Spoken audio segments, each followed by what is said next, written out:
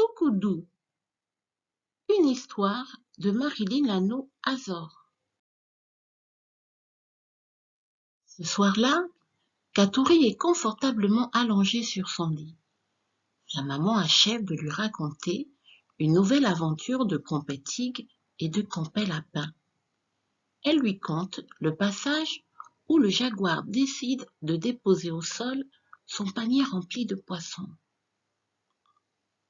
Alors, Compé-Tigre dit comprend. Samaria, ok, posez mon poignet à terre. Les yeux de Katouri brillent de plaisir.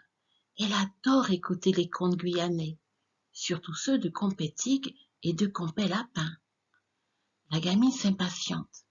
Elle veut connaître la suite. « Maman, que se passe-t-il après ?» demande-t-elle.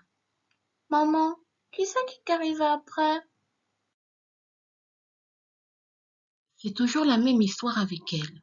Elle pose continuellement la même question pour connaître plus rapidement la fin du conte.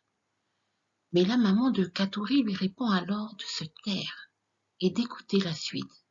« Mets ton poche, Katouri. Koute Sakikavini. Cric !»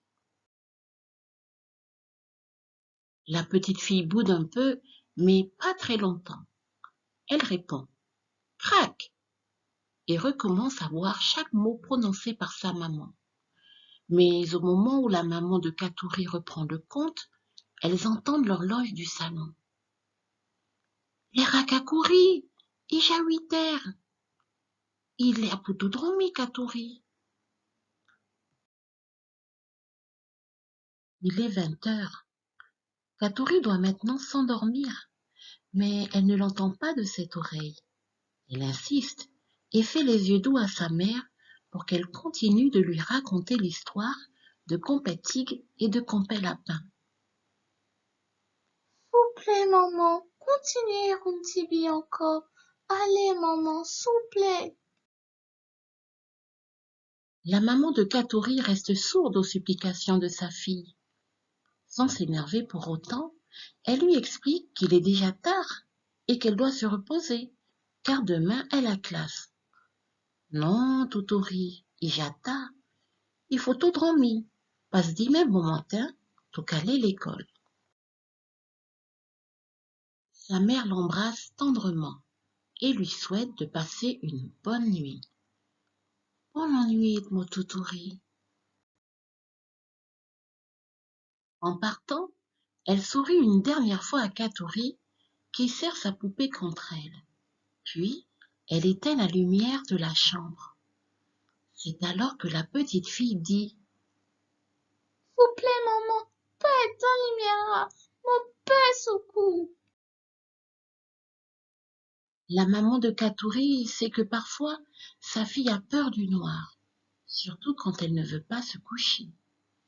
Elle lui propose de laisser la porte de sa chambre entr'ouverte.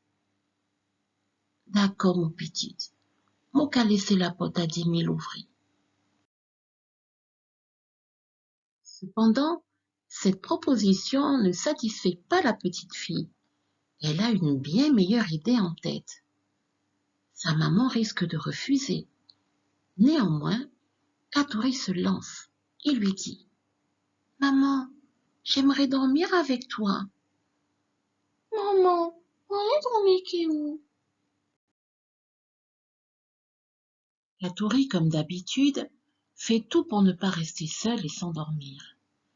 Sa maman la taquine fermement en lui disant qu'elle n'est plus un bébé et ne lui cède pas. « Pas commencer, Katouri. Tu passes un bébé cadom. » La petite fille est seule à présent. Il fait un peu sombre dans sa chambre. Elle regarde partout et pense voir de vilaines ombres sortir du mur. Alors elle ferme les yeux et répète « Je ne suis pas un bébé. Je ne suis pas un bébé. Je... » Mon pèse un bébé cadom. Mon pèse un bébé cadom. Mo.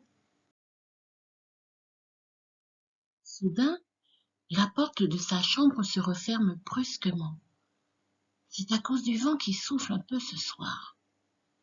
Et Katuri, qui se retrouve à présent dans le noir complet, commence à avoir très peur. Il a fait son couteau. Mon père! Elle voit les ombres qui continuent à s'approcher d'elle. Elles sont à présent tout près. Elles ont de longs bras qui semblent s'étirer de plus en plus. Elles vont l'attraper. Vite, se dit Katuri. Il faut que je me cache sous mon drap. Maman, fais vite pour serrer mon camp, bas mon drap. Mais cette cachette n'est pas suffisante pour ces horribles ombres. Elles sont juste au-dessus du lit de la pauvre petite fille.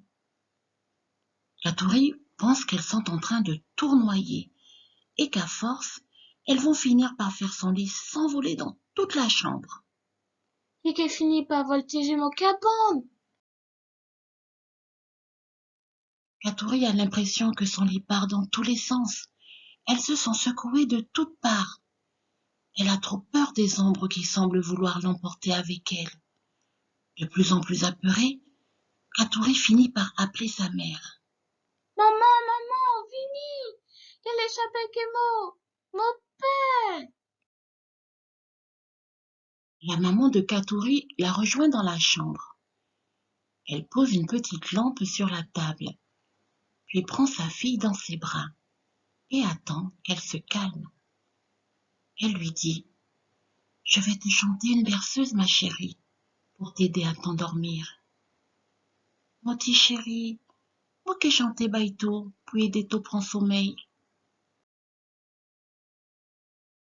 La voix douce de la maman remplit peu à peu la chambre. Lotie contre sa mère, Katuri finit par s'endormir. Pauvre petit Manzel, Katuri, pauvre petit Manzel, Katuri, pauvre petit Manzel, Katuri, qui balait dromi.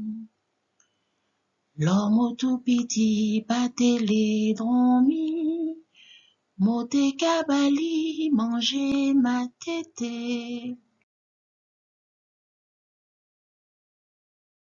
L'homme tout petit, te gagné mal dans, moté café li, dit te chien dans. L'homme tout petit, te gagné mal tête, moté kamete, titouelle en sautait. Doucement descend la nuit, j'entends l'arbre qui frémit, l'oiseau entre dans son nid, fais dodo, mon tout petit.